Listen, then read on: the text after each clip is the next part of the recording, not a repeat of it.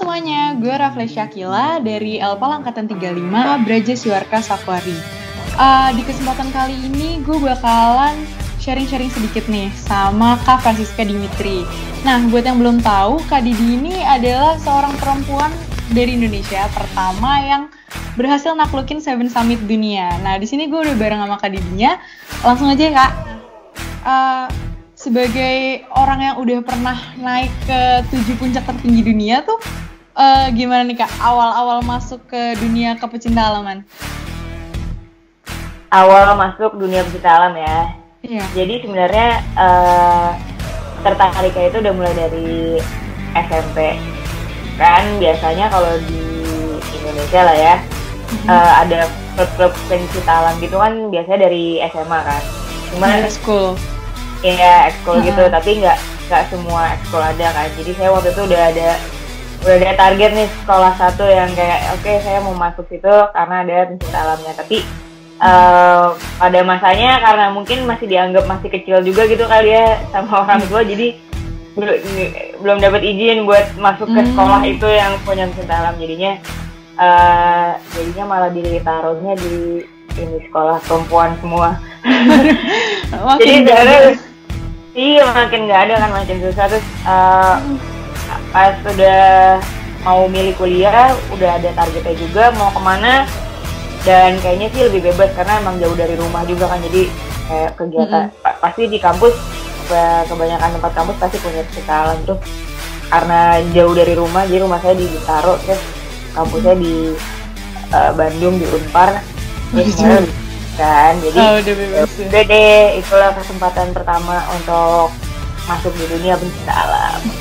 Berarti itu izinnya tuh udah langsung dikasih gitu aja atau gimana Kak pas kuliah? Kalau saya sih beruntungnya langsung dikasih karena kebetulan saya anak ketiga dari 3 bersaudara. Terus 2 sebelum saya tuh juga masuk ke pencinta alam yang sama dengan cara agak diam-diam lah gitu. Jadi yang satu nggak ngabarin setelah kayak udah 4 tahunan kegiatan cinta alam. Yang satunya lagi bener-bener pas mau diksarnya banget dia baru ngasih tahu gitu kan. Jadi udah belajar dari 2 kasus sebelumnya, akhirnya orang tua saya kayak ya udah, kamu kalau mau nggak usah diem-diem lah, ini kegiatannya resikonya tinggi kalau kamu diem-diem terus kita taunya udah kenapa-napa kan tidak menyenangkan. Jadi jadi udah dibuka dari awal, kalau mau bilang aja. Udah jadinya pas di bagian saya lumayan beruntung karena oh iya aku boleh dapet ini. Nggak usah diem-diem lagi ya Kak ya. Cool. Terus katanya dulu ikut cheers, bener gak nih? Betul. Pas mulai dari kelas 2 SMP gitu sampai lulus itu cheers. Berarti itu pas kakak cheers belum masuk ke Mahitala ya? Belum ya, jelas? Belum, itu SMP, aku Mahitala kuliah jauh. Terus pas kuliahnya nggak cheers lagi nih? Gimana ya? Kayak jadi tuh gimana ya, dari SD kan kayak kegiatan olahraganya apa sih, kayak pada dasarnya masuk ke kegiatan olahraga aja gitu kan. Jadi pas SD tuh nyari yang banyak geraknya lah, apa main basket, terus dance juga pernah. Terus habis itu kayak masuk SMP kan cheers sesuatu hal yang baru kan, jadi kayak pengen nyoba, dan ternyata isinya juga sama-sama olahraga, jadi ya masih masuk dalam interest saya kan. Terus pas SMA jadinya nyoba hal yang baru lagi. SMA tuh futsal. SMA futsal. Ya. Terus makanya kan gitu ngalur ngidul olahraganya, terus suka sendiri. Kayak gitu sih, lebih kayak penasaran aja dan pengen nyobain. Terus ya udah, akhirnya pas kuliah SMA kan gara-gara nggak kesampaian untuk cinta gitu, ya udah nyoba yang lain yang ada waktu itu. Berarti intinya emang suka banget sama olahraga ya kayak? Betul. Terus selama ini so far olahraga yang paling disukain tuh apa? Apa pencinta alam ini atau bukan? Olahraga yang paling disukain ya, apapun sih sebenarnya. Maksud saya kalau saya bisa gerak itu sangat menyenangkan. Cuman sih kayak ya disuruh maksudnya kalau pencinta alam kan sebenarnya nggak spesifik olahraga kan, tapi dibutuhkan olahraga supaya bisa berkegiatan dengan nyaman gitu kan di alam bebas. Ya udah disuruh lari juga, oh ya senang gitu, disuruh bawa beban naik turun tangga juga kayak ya berat sih, cuman ya udah gitu kan. Setelah udah selesaiin latihannya, badannya jadi enak karena emang udah gerak. Disuruh berenang juga ayo gitu, senang-senang aja. Disuruh main futsal lagi juga ayo aja, cuman kayak zaman sekarang udah nggak ada temen yang ngajakin main gitu, jadi kayak ya jarang aja. Berarti kakak join Mahitala tuh udah dari tahun berapa ya? Join Mahitala masuk kuliah tahun kedua 2013 berarti. 2013 baru gabung. Berarti udah 7 tahunan ya? Udah 7 tahun pas. 7 tahun pas.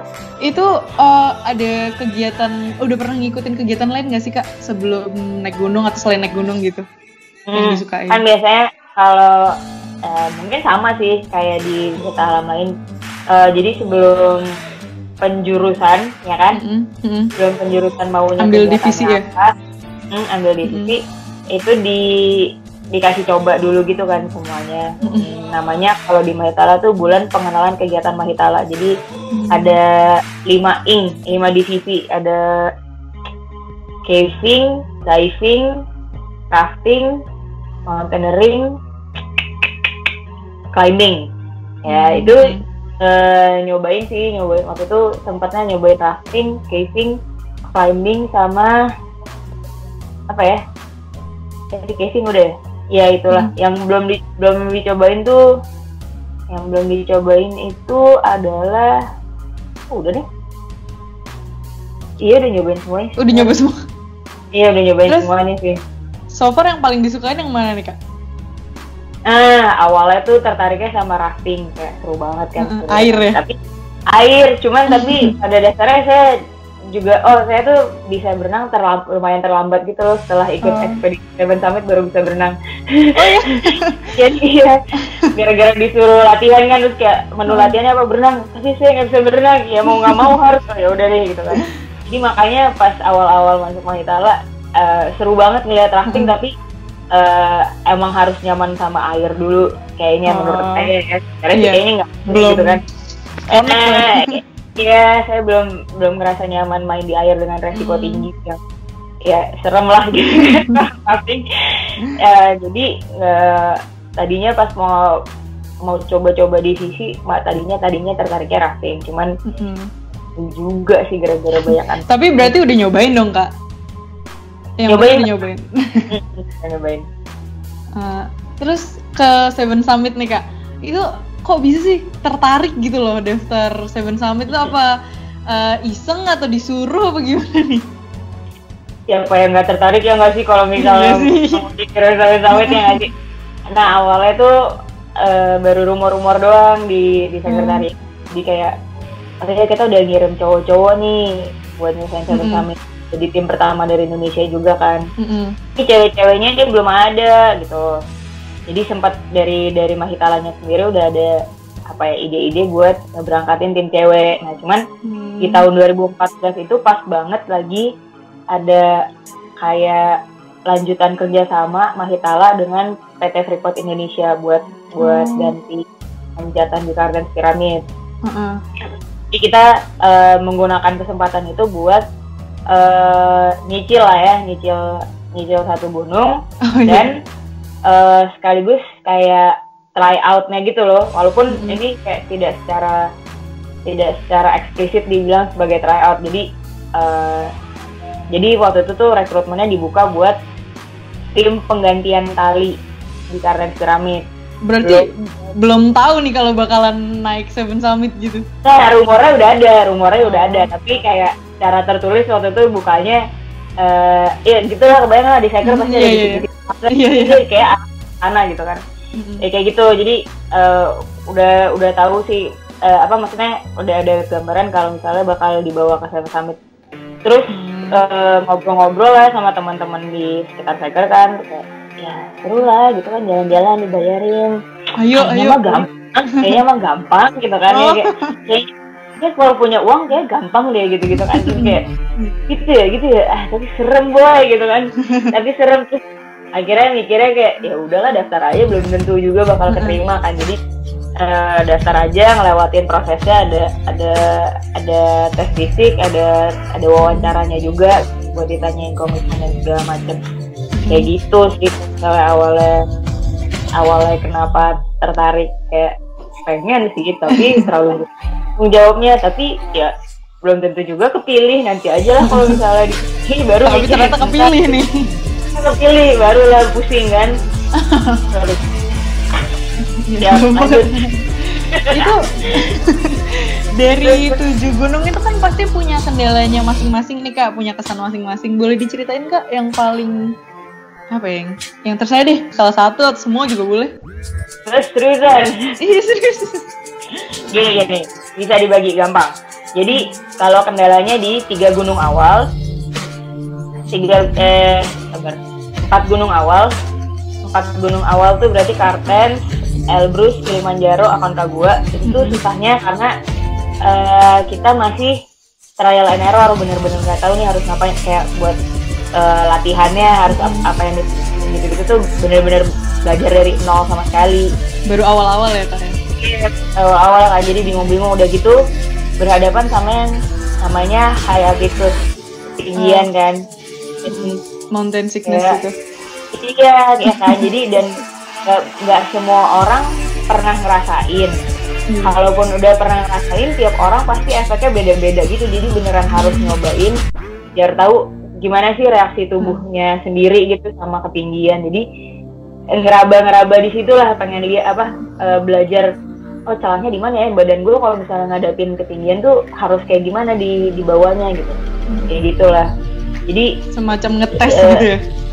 Semacam ngetes lah kayak gitu. Iyalah, belajar latihan gitu kan. Dan yang paling kena banget tuh selama belajar ini, yang paling kena tuh di gunung keempat di Aconcagua, karena ketinggiannya udah 6.900 gitu, hampir. Terus waktu itu salah satu teman kita juga sakit yang parah lah, pokoknya kayak efeknya tuh jadinya pembuluh darah di otaknya dia pecah. Dan itu yang bikin pokoknya heboh deh waktu itu. Dia itu pas di base camp atau udah naik atau gimana Kak? Udah naik, jadi kita lagi mau muncak, hari mau muncak, dia udah mulai nunjukin kayak apa ya, jalannya lambat, terus udah mulai nggak fokus gitu-gitu. Jadi udah mulai dilihat kayaknya ada yang nggak beres, tapi nggak tahu misalnya ternyata efeknya sampai ke pembuluh darah di otaknya dia pecah. Karena itu prosesnya lumayan apa ya nggak tiba-tiba gitu, kayak perlahan-lahan itu bertahap ya. Iya bertahap. Dari kita udah hari puncak, kita udah ngeliat dia udah agak aneh, kita suruh istirahat dulu di base camp. Terus besok paginya disuruh kita ajak bawa turun, dia nggak bisa jalan sendiri, harus dibopong gitu karena dia kayak nggak bisa seimbang lagi gitu bawa dirinya dia. Sampai akhirnya harus nungguin helikopter besoknya lagi baru bisa di rescue keluar, dan itu udah hilang sama sekali kesadarannya dia. Kayak gitu. Tapi itu tetap summit Kak? Enggak, saya sama partner saya Hilda tetap summit, cuman Karo satu lagi nggak summit jadinya. Gitu. Terus itu sih dari situ mulai belajar kayak oh ya bener yang kemarin kita lakuin nih ini masih kurang banget pokoknya, belum bare minimum juga belum, jadi harus dirombak abisan.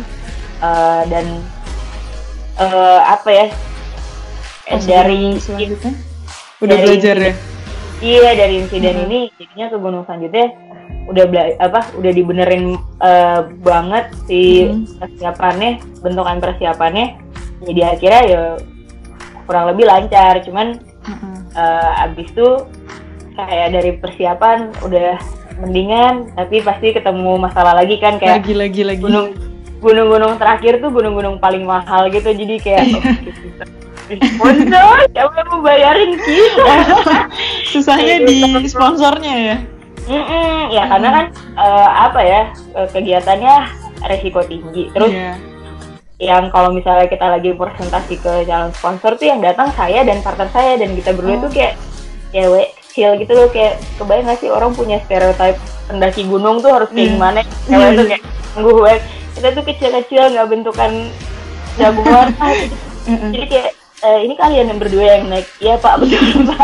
Nggak yakin deh.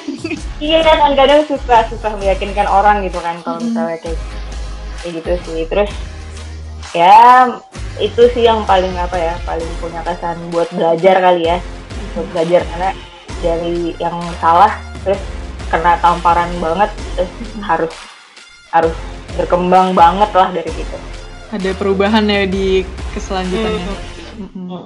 Terus kalau dari Seven Summit itu gunung yang ada nggak sih kayak yang gunung yang misalkan awalnya tuh kayak ragu banget gitu, aduh gue nggak bisa, nggak yakin nih, nggak bisa, tapi akhirnya ya lolos juga gitu, lega gitu dari situ. Ada banget.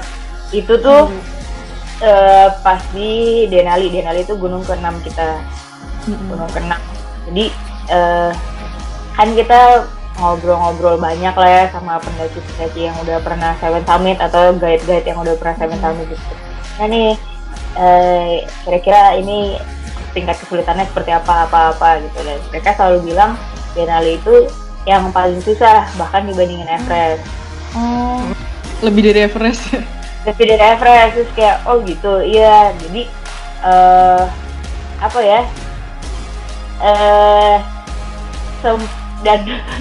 dan karena pengalaman kita di gunung-gunung awal tuh yang emang kacrut banget bentukannya, kayak berantakan banget gitu, kayak fisiknya nggak mumpuni parah gitu loh. Jadi ada yang kayak mengasumsikan kayak di orang dua kayak nggak akan bisa deh naik Denali gitu kan. Terus secara nggak langsung itu tuh kayak terprogram gitu loh, kayak kita nggak bisa ke Denali ini kayak gitu. Tapi kita berusaha banget waktu mau berangkat Denali itu latihannya jor-joran lah pokoknya. Terus pas udah nyampe di Amerika, udah tinggal maksudnya saya sama tinggal berdua kan nih tim pendakinya, ngobrol-ngobrol lah kita sebagai pun nggak takut kayak dia takut. Itu yang terburuk antara kita nggak pulang atau nggak kita nggak muncak, yang mana kira-kira gitu kan ya. Yang paling buruk yang mana nih? Gue yang kita nggak muncak deh gitu.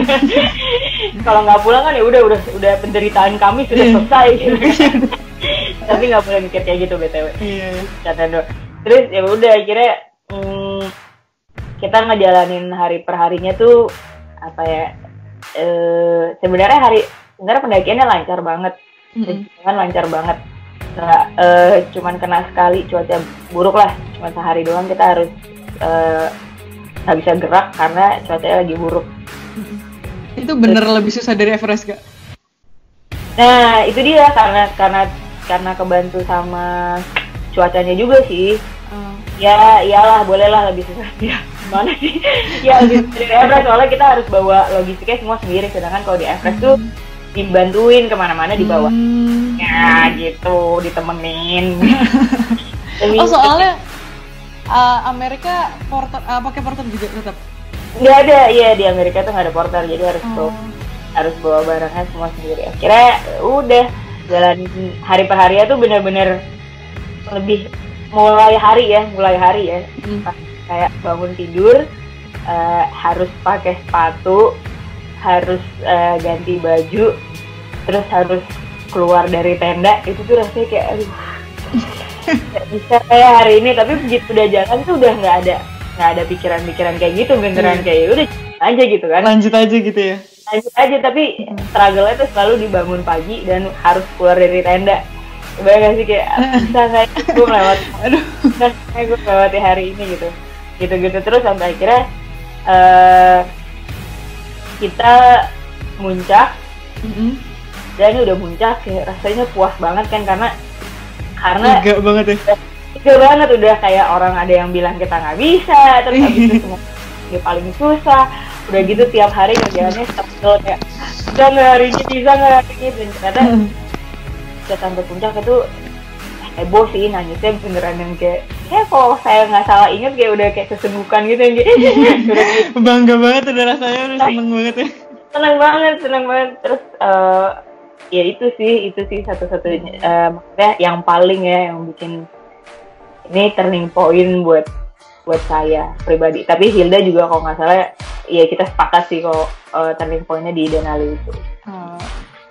Okay. Terus selain Seven Summit itu pernah kemana lagi Kak yang paling berkesan? Yang paling disukain gitu? Paling disukain, aduh aku suka semuanya. Aku suka semuanya banget nih. Soalnya beda-beda ya kesannya. Ya, dan di luar Seven Summit, saya belum keluar ada sih satu Seven Summit, tapi itu lebih ke latihan sih, bukan naik gunung.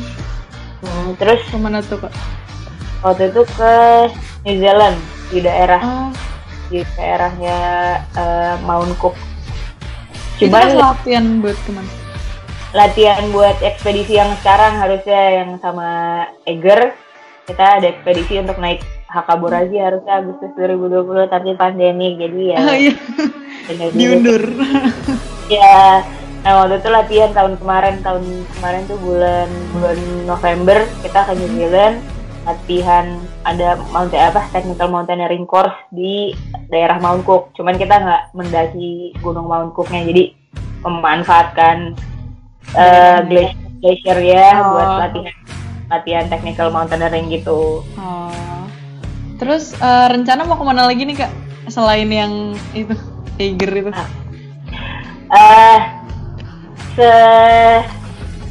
Ya nggak tahu gimana dong pandemi. Kalau misalnya nggak ada pandemi kayak akan sangat excited kan. Udah kemana-mana nih ya dari kemana? Iya tapi ya udah nggak apa-apa lah pokoknya. Tapi first thing first kayaknya setelah ini berakhir atau mereda, fokus utamanya sih kayaknya Hakaboraji buat ekspedisi sama Eiger dulu sih. Selain itu ada ini nggak Kak gunung yang pengen banget gitu dari dulu tapi belum kesampaian? Pengen banget ya? Kemarin tuh udah ditanyain, tapi saya baru ingat. Jadi kayak, jadi kan Seven Summit tuh ada 2 aliran ceritanya. Ada yang Reinhold Messner alirannya, itu saya udah selesai nih, udah 7 kan. Nah ada satu lagi alirannya Dick Bass. Nah Dick Bass ini di benua, dia pakainya tuh benuanya benua Australia, bukan benua Australia. Jadi gunung tertingginya tuh adanya di Australia, bukan Cartens Pyramid. Nah itu sih kayak sebenarnya gunungnya nggak tinggi, cuma 2.400 kalau nggak salah, 2.400 meter di atas permukaan laut. Tapi yang model Sahari TikTok gitu lah. ya jalan-jalan aja, hiking seru aja gitu. Tapi ya penasaran karena kayak pengen melengkapi Seven Summit dari berbagai versi. Bener itu sih. Kepengen sama Hilda, tapi kan udah kerja juga Hilda ya, jadi cari waktunya susah ya. Terus tips-tips buat pendaki lain nih Kak yang nonton ini ada nggak nih? Pasti ada. Apa ya, kalau misalnya mau berkegiatan di alam bebas, apapun itu kegiatannya, mau yang air, mau yang tebing-tebing, mau yang gunung-gunung, baiknya siapkan diri sematang mungkin, cari tahu seperti apa medan yang mau didatengin, terus cari tahu ketersediaan apa misalnya air atau fasilitas lainnya. Kemudian siapin alat-alat yang mumpuni, karena alam balik lagi kita nggak tahu kan bakal kayak gimana, ya bakal bisa berubah sewaktu-waktu. Dan yang bisa kita lakuin untuk meminimalisir resiko dari perubahan cuaca dan teman-temannya itu adalah mempersiapkan diri dengan baik. Jangan lupa latihan fisik juga, karena apa gunanya kalau kita nggak kuat, kita jalan ke sana capeknya doang, nggak dapet enaknya. Jadi enaknya sih fisiknya dipersiapkan juga. Satu lagi, tinggalkanlah tempat main kalian seperti kalian pada saat kalian pertama mendatangi. Jadi kalau dia bersih, tinggalkanlah juga dengan bersih. Jangan ninggalin sampah ya. Banyak sih sekarang yang kayak gitu ya Kak ya. di Ya, Indonesia. sedih kan? Iya, sedih banget. Tempat main kita bersama dengan kenyamanan kita bersama. Dikotorin, kasihan. Ayo. Oke, berarti tips-tips buat yang dengerin ini itu aja, kayak yang penting ada persiapan fisik, persiapan pengetahuan juga. Oke, ya segitu aja sih Kak. Makasih buat waktunya ya. Siap, sama-sama. Thank you Rafa. Semoga sukses terus Kak. Kamu pun. Dan Sehat-sehat semoga ya. bermanfaat buat yang dengar. Maaf ya guys kalau ada salah-salah kata. Selamat sore, salam rimba.